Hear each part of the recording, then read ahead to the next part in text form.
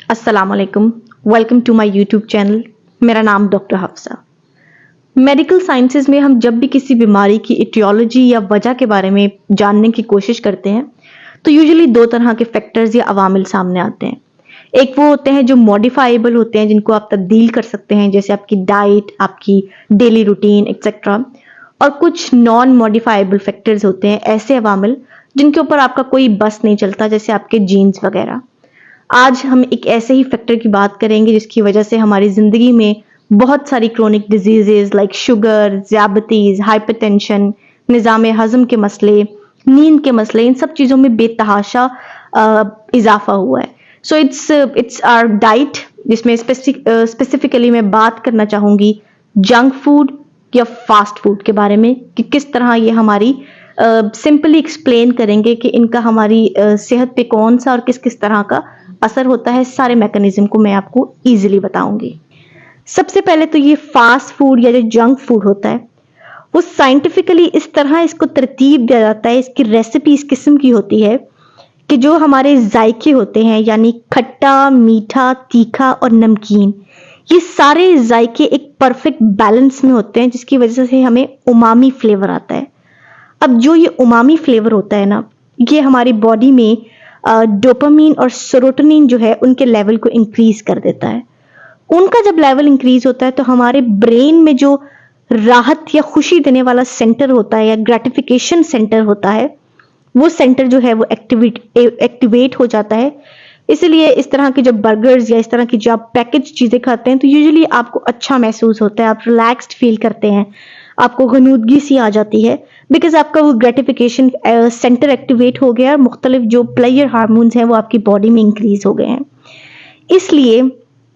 हम नुकसानात की बात करेंगे तो सबसे पहला नुकसान तो यही होता है फास्ट फूड खाने का,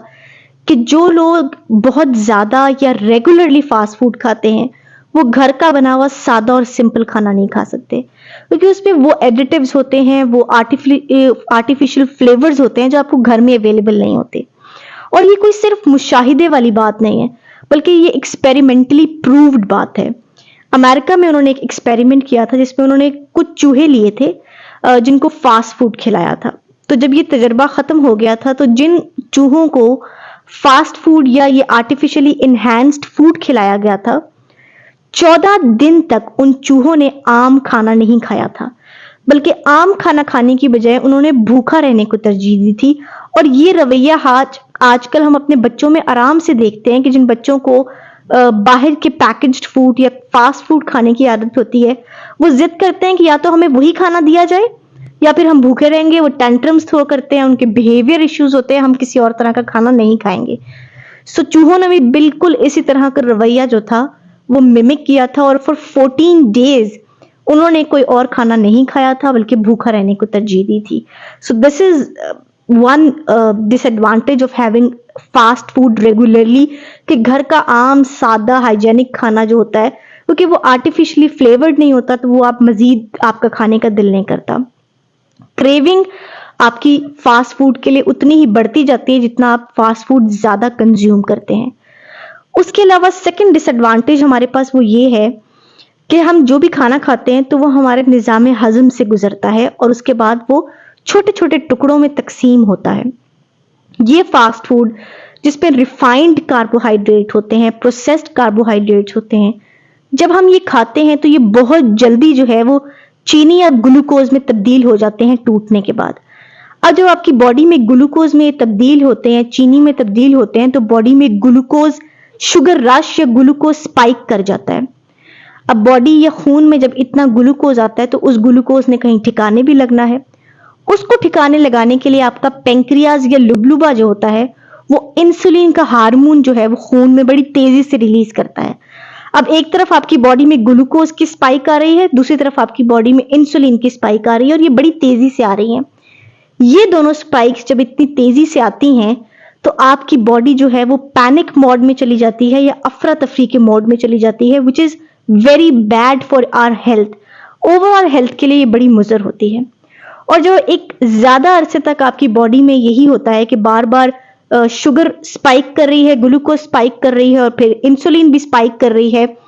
तो हमारा जो पेंक्रियाज होता है वो थकना स्टार्ट कर देता है اس کے علاوہ وہ ریسپٹرز جنہوں نے انسولین کو اٹھانا ہے خون میں سے، اب خون میں ہارمون آ گیا، اس ہارمون کو کسی ریسپٹر نے اٹھانا بھی ہے، وہ ہمارے انسولین ریسپٹرز ہوتے ہیں، وہ ڈی سینسٹائز ہو جاتے ہیں، وہ اس قابلیت کے ساتھ انسولین کو نہیں اٹھاتے ہو کہ آپ کی باڈی میں ہر ٹائم انسولین رہتی ہے، جس کو ہم کہتے ہیں کہ انسولین سے مزاحمت آ گئی ہے، اور ان دا لانگ رن جو ہے وہ پھر شوگر کی طرف جاتا ہے پیشنٹ، ذیابیطیز جس کو ہم کہتے ہیں یا ڈائبٹیز کہتے ہیں، اور پھر آہستہ آہستہ یہ ساری جو بیماریاں ہوتی ہیں ان کا آن سیٹ ہو جاتا ہے،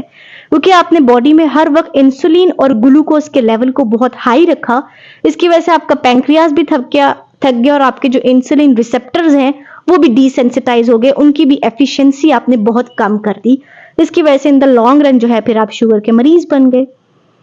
ایک اور ریسرچ یہ بتاتی ہے کہ جو لوگ فاسٹ فوڈ بہت زیادہ کھاتے ہیں ان کی خون کی شریانیں کم کھلتی ہیں۔ اب خون کی شریانیں جو ہیں جس طرح پانی کے پائپ ہوتے ہیں بالکل اسی طرح کے پائپس ہیں ہمارے جسم میں، تو جب آپ فاسٹ فوڈ کھاتے ہیں اور وہ شریان جس نے اتنا کھلنا ہوتا ہے وہ اتنا کھلتی ہے، تو اس سے یہ ہوتا ہے کہ آپ کا جو خون کا فلو ہے اس پہ مداخلت آ جاتی ہے، ٹھیک ہے، اس کا بہاؤ کم ہو جاتا ہے، جس کی وجہ سے ایک ریسرچ یہ بتاتی ہے کہ جو لوگ فاسٹ فوڈ کھاتے ہیں پر میل یعنی ہر کھانے کے بعد ان کا جو ہارٹ اٹیک کا رسک ہے یعنی دل کا دورہ پڑنے کا یا سٹروک فالج ہونے کا جو خطرہ ہے وہ 20% تک بڑھ جاتا ہے اگر آپ ویکلی یعنی ہفتے میں ایک دفعہ فاسٹ فوڈ کھاتے ہیں، کیونکہ آپ کی شریان جو ہے وہ کم کھلتی ہے جس کی وجہ سے خون کا بہاؤ کٹ جاتا ہے۔ ان باتوں کا مقصد آپ کو ڈرانا نہیں ہے بلکہ آپ کو اویئرنس اور آگاہی فراہم کرنا ہے۔ حل اس کا بہت سمپل ہے، حل صرف اس کا یہ ہے کہ آپ گھر کا بنا ہوا سادہ کھانا کھائیں، اعتدال میں کھائیں، اگر باہر کا کچھ کھانا چاہتے ہیں تو ونس ان اے بلو مون یعنی مہینے میں 1 یا 2 دفعہ جو ہے وہ باہر سے آپ کچھ کھا سکتے ہیں، چیٹ ڈے کے طور پہ آپ اس کو لے سکتے ہیں۔ باقی اپنا اور اپنے گھر والوں کا خیال رکھیں۔ اس ویڈیو کو please do like share and subscribe تاکہ سب کو جو ہے اس حوالے سے آگاہی ہو، اور نیکسٹ ویڈیو کے بارے میں مجھے سجیشنز ضرور دیجیے گا۔ اللہ حافظ۔